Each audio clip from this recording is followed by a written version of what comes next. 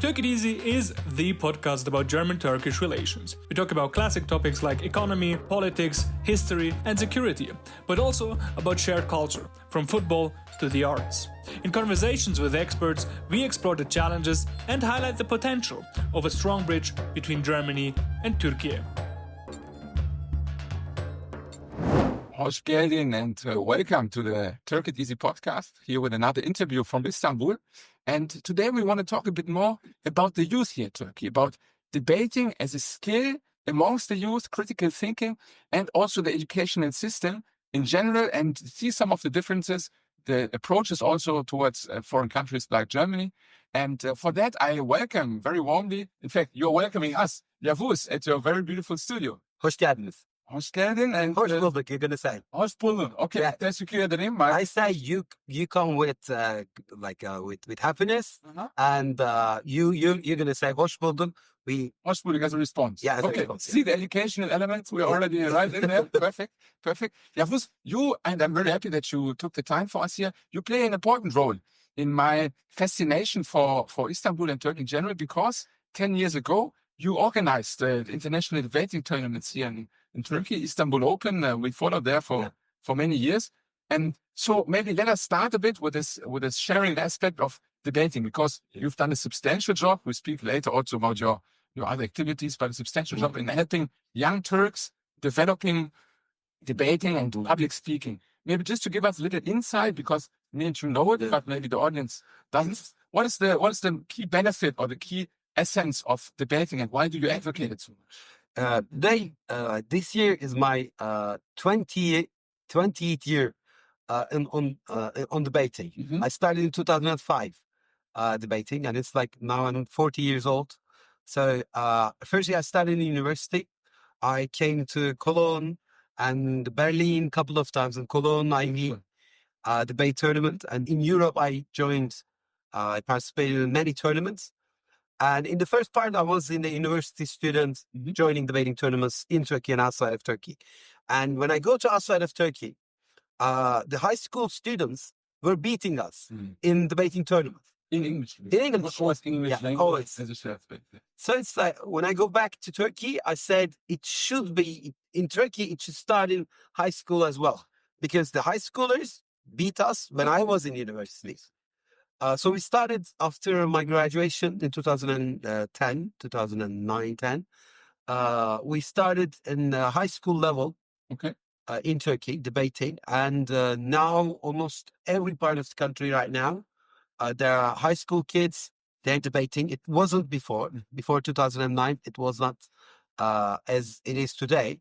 Now we go to Hakkari, Van, Trabzon, Manisa, Izmir, Antalya, Ankara, Samsun. These are Turkey have 81 cities. In almost all of them now, there are students debating in competitions. So like last 20 years, I spent a lot of time to increase that debating organizations, like debating activities throughout the country. So it's like that's what I did. Very beautiful. Which style of debating do you guys teach? We do the British parliamentary, the parliamentary debating in high school as well, because I don't like for the viewers, for the listeners, there are different types of debating. Like one, you learn the topic one week ago, so you study, but you memorize, and generally you talk it what your teacher told you. Like teacher told you, tell this, and then you're actually memorizing it. Yeah.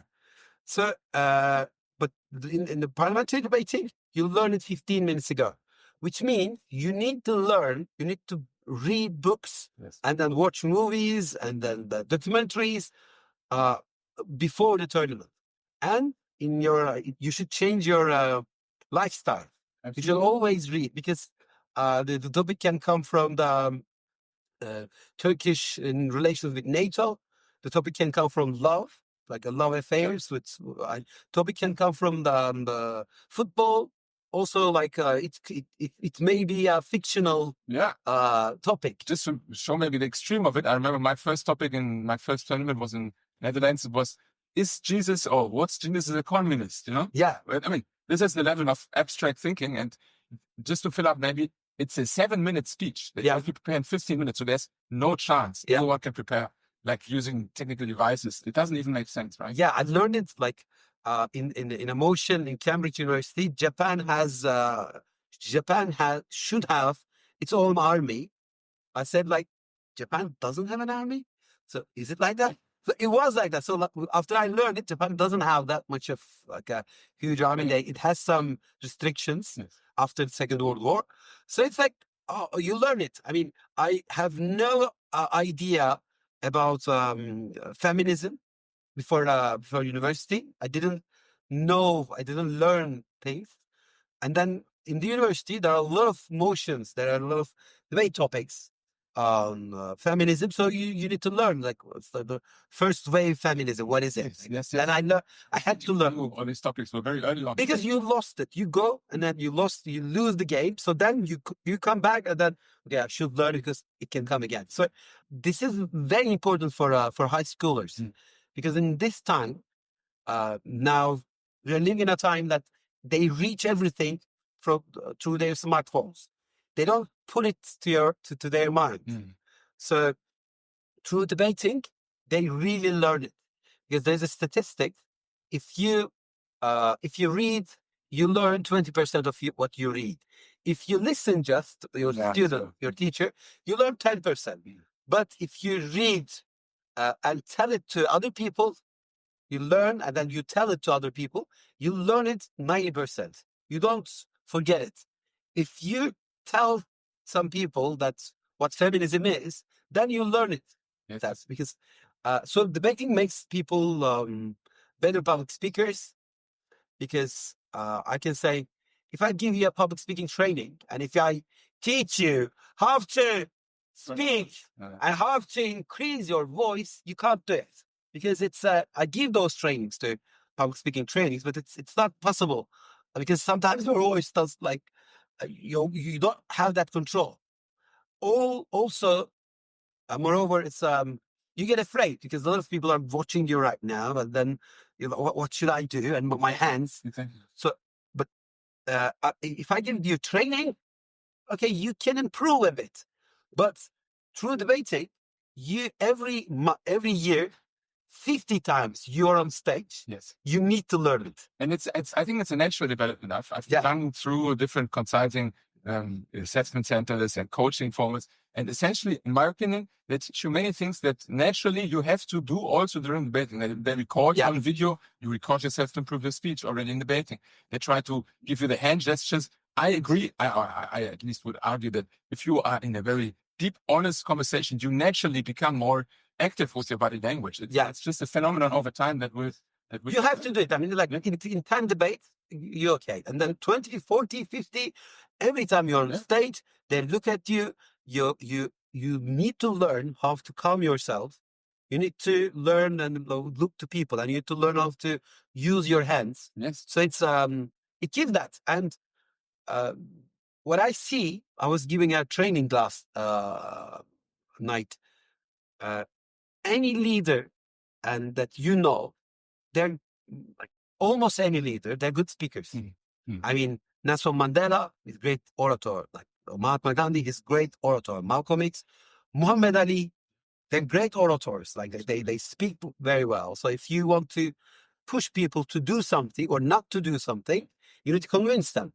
So it's like debating gives it increasing the general knowledge, public speaking, also intellectual mind, and how to analytic thinking. So it's like analytical thinking. It gives you couple of skills that you will need if you're a lawyer, teacher, doctor, any work you do. You need to be like great speaker, great thinker. Yes. So it's like it's a great opportunity for high schoolers to learn not just debating, but like modern United Nations or social skills, social games like this. So it's a very beneficial. Yeah, definitely. Also the international aspect of it. I remember like going to different tournaments, connecting with different countries. For that, of course, the English basis is very important. But I think also, especially in high school, once you have this mindset set up, and for that I advocate that we also have many German Yavuz also that run it, because also in Germany we are lacking behind the the countries like the Scandinavians, the Benelux, and also the British, they are very early on educating. Yeah, so for my English, I improved it on debating, because you debate with Oxford people, you debate with Irish people, so they're speaking very fast, and then you need to understand what they're speaking. Yes. When they speak that fast, and then you're like, "Oh, what I'm going to do?" And then you start to listen, you start to understand their voices, that you start to understand different um, dialects.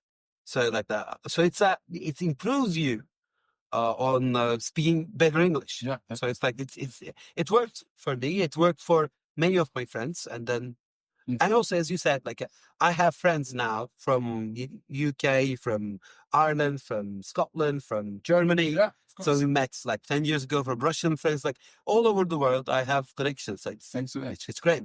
And those people are intellectual people. Like I have Said Saddiq from Malaysia. He became the youngest minister in the world. Yes. So I have ministers. I have MP friends of Turkey in Turkey. So it's a very talent-seeking activity. Yeah. It's very, very nice. And just to sum up, because you have done also different things, could you share with us maybe a personal story of how you could impact some of these high school students later on? Or is it, in fact, what you already said, that some of them you saw on their path towards getting into all these different things? Generally, like I can suggest to the listeners that the German education minister or whatsoever, when someone makes debating, he can't use hate speeches. He learn how to understand other people. I mean, if you want to decrease that, like hate speeches or like hate crimes, or xenophobia, and then zorbalık, zorbalık ne ya İngilizce? Bullying. Yeah. If you can cut to this part. For bullying, it's also like a debater should know and have to know that, like, you can't bully people. You can't criminalize someone. You can't blame someone with their look, with their gender, with their age, look, or race.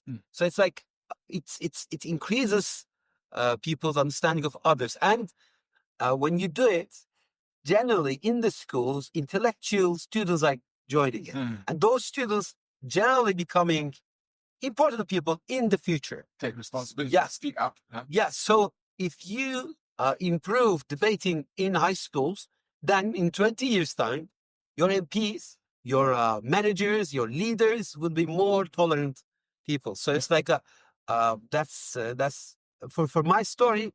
I saw it in my kids, my high schoolers. Yes. Yeah. Great. And you also went on then later to advocate a lot for extracurricular activity. One of your books, I'm not sure if it's already available in Germany, but you wrote it especially to advocate how to set up a sort of self-organized university or school activity. Do you then say, maybe as a consequence, that debating should be also prolonged through such extracurricular activities, or is it, in your opinion, strategically better to implement it as a school subject in high schools?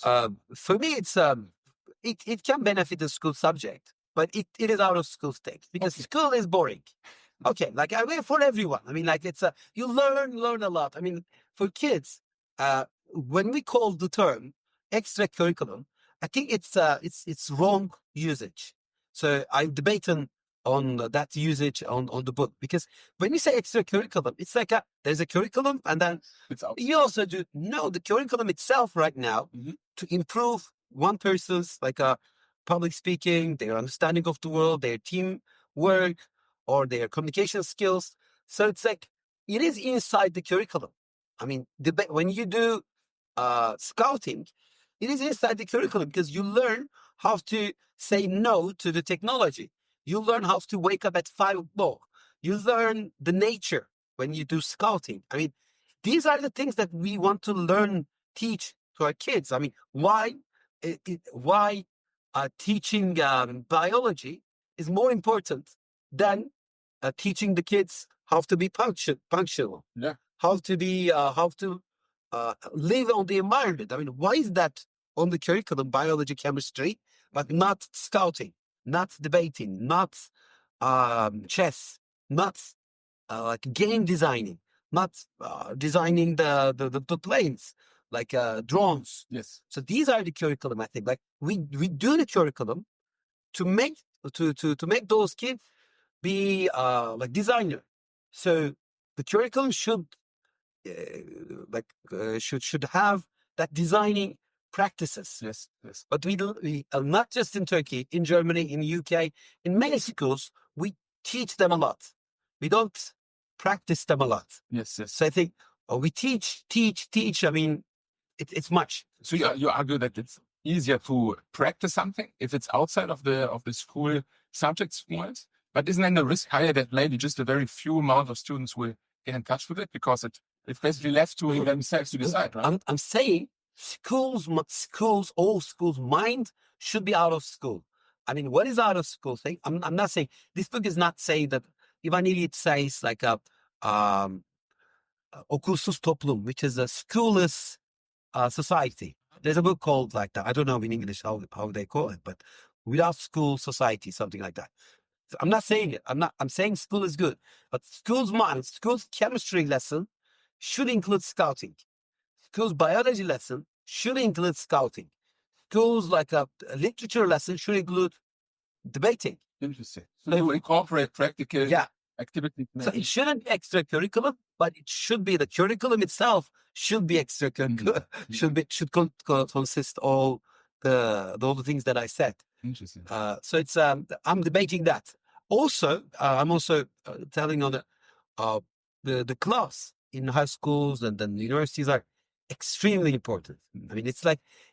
I'm not saying it like it's so important. No, it is essential, and it is. I mean, I should say it. I mean, I want to write it here. I mean, it should write in the Education Ministry of Germany that out of school everything, so something like that. The reason is now we everywhere in the world, teachers and everybody are not happy with the youngsters' smartphone usage. So there's a very important statistics. If a student join a student club or theater or football, basketball or something, if he is in a student club, I have read like more than 50 research on this. If he or she joins a student club, his drug usage decreases, alcohol usage decreases, smoking decreases, and bad habits, swearing or something, it decreases 4 times. Independently of the yeah, activity. Okay. And 4 times. It's like if you join a student club, your dependency to the drugs and the other, it drops 4 times. So it's in the interest of the educational system to incorporate such activities, maybe not as part of their curriculum system, but to allow maybe such an ecosystem of this kind of activity in the infrastructure. Yeah, it's like if you're interior ministry, like if you're police department, you need to push to open youth centers. Because if there's a youth center, that person doesn't go doesn't go on the street. So if he or she is on taekwondo, using the taekwondo, karate, or boxing, any kind of activity, he doesn't go to the drug usage or a crime or whatsoever. And school success increases 3 times. School dropouts decreases 3 times. It's like 4-3-3. Like success increases, bad habits decreases 4 times, success increases, and school dropouts decreases. So it's like out of school activities are the key and the solution of our addictions in 21st century. Because you go to social media, you are there like 6 hours a day. A youngster, they can reach through that media the bullies, people are who wants to harass them, who wants to abuse them.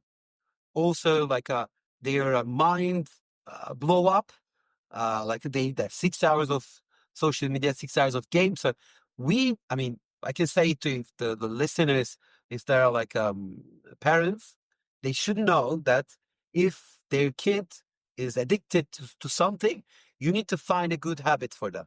I mean, if he goes to scouting, if she goes to debating, if she do karate, if she just dig something, I mean, do something Music, sport, out of like those addictions, then this is the solution. Without it, games are very addictive. There is a everybody I think should watch it on Netflix. There is a documentary called Social Dilemma. Everyone should watch it. I mean, every parent should watch it to learn what the social media companies, how they change our mind and how they make us addicted. So it's that's what I think. It's that's why I wrote the book. Very interesting. I want to use you now, especially with your substantial experience on different aspects of the youth. You're also advocating and consulting also the Turkish educational system in many ways. And you have a lot of experience with the youth itself. And you're interested in politics. So I want to see, as we have a very strong German-Turkish connection, I noticed that, for example, here in Turkey, many schools offer as the second foreign language German, or that there is, of course, a large migration and travel activity between the two countries. Do you, as a sort of outsider looking at the youth, do you still see that as a key market for Turks to basically educate themselves strongly about Germany, or do you start now with Turkey's new role in the 21st century as a powerhouse for many economies, basically, that they should broaden up themselves? What's your position? What is in interest of the German and Turkish youth, and where do you also try to push your activity towards? Firstly, we should say that Turkey and Germany, I'm not saying it just to say it, but Turkey and Germany has a very important historical roots. Now, nearly 5 million Turks are living in Germany, which means that 20 million Turks at least has connection in Germany because their parents, their families in Turkey. So like Turkey has great root with Germany, and it's like the two countries bonded because the Germany is our biggest economical ally, and Turkey is also Germany's one of the biggest economic biggest amount of companies in Germany from foreigners are Turks. So it's like it's very connected, like to two countries, and a lot of the Turks know German now, German and Turkish. It's like that's why this connection I think doesn't go off the board. So it's like the two countries get together. So it's like that's very important. So that the Turks see themselves, and then when they go to Berlin, they can find houses, they can find friends, they can find relatives. So it's like anything happen in the world. Maybe I'm saying like Turkey should more focus on the Arabic learning or the Chinese. Diversified. Yeah, diversified. But again, it's always going to be important because like when you go to Berlin, you're more like you are more familiar with people over there. And then Germans, they also know Turkey more. I mean, in last election, I learned I saw the far right party in Germany.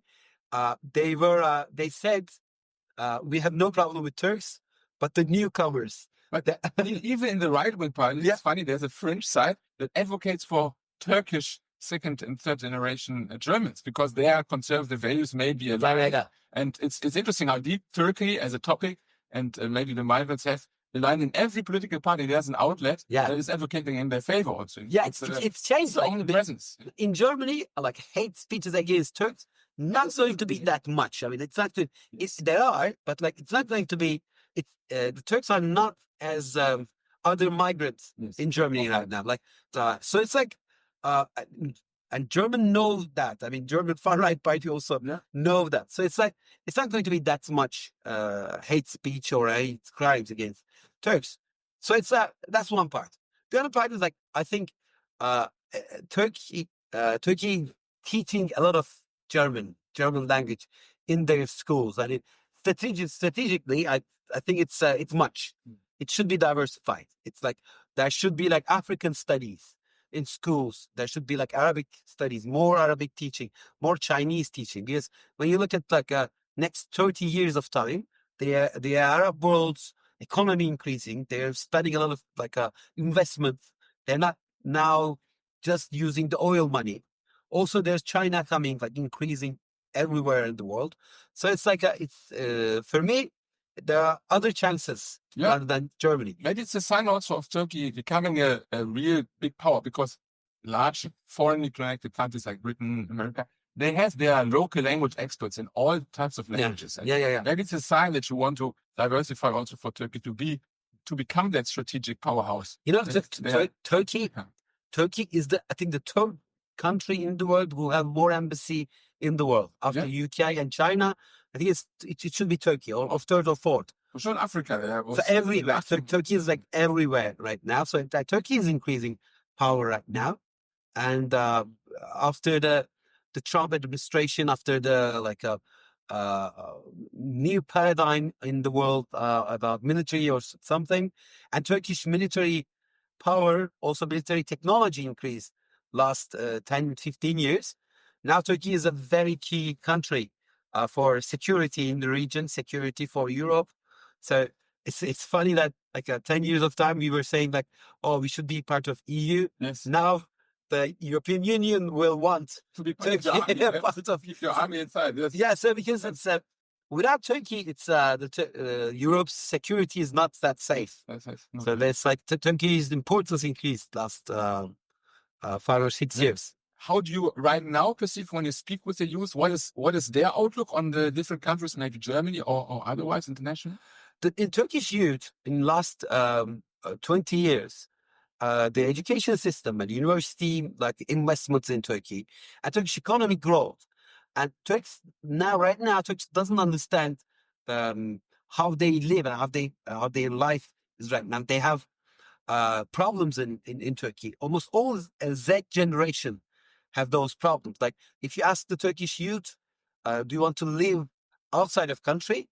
65% of the Turkish youth says, I want to live outside of the country. And when you do that, it's very hard.